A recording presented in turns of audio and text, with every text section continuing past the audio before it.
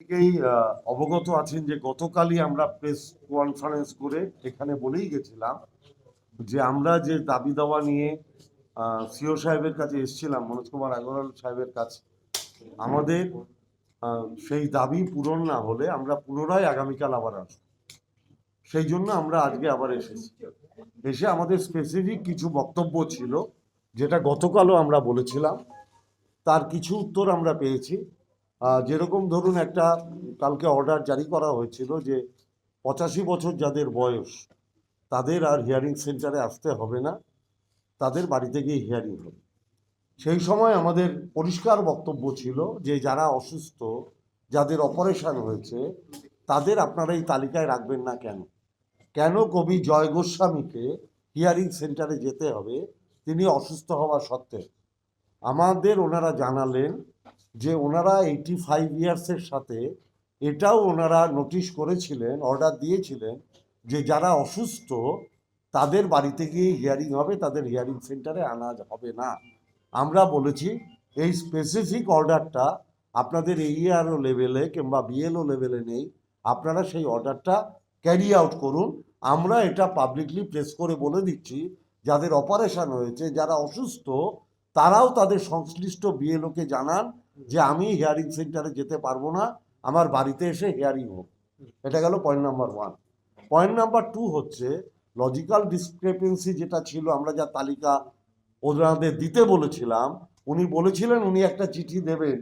তার পরিপ্রেক্ষিতে আজকে আমরা জানতে পেরেছি অলরেডি সেই তালিকাটা ওনারা আরও বিএলও স্তরে পৌঁছে দিয়েছে।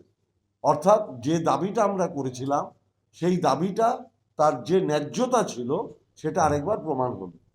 আমরা থার্ড আরেকটা কথা বলেছি, সেটা এখনো ফাইনালি ডিসাইডেড হয়নি।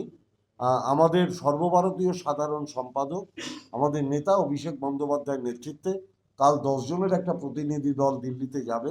তারাও নিশ্চয়ই এই কোশ্চেনটা অ্যারাইজ করবে, যেটা আমরা এখানে করেছি, যে যারা পড়াশোনার জন্য বাইরে আছেন, যারা চাকরি সূত্রে বাইরে আছেন, যারা বিভিন্ন কাজে বাইরের রাজ্যে কিংবা বাইরের দেশে আছেন, তাদের হিয়ারিংয়ের জন্য এখানে না ডেকে তাদের ভার্চুয়াল হিয়ারিং করা হোক।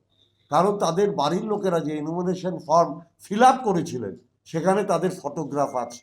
অতএব আপনি যখন ভার্চুয়ালি তাদের হিয়ারিং নেবেন, আপনি ফটো দেখিয়ে মিলিয়ে নিতে পারবেন যে সেই লোক কিনা।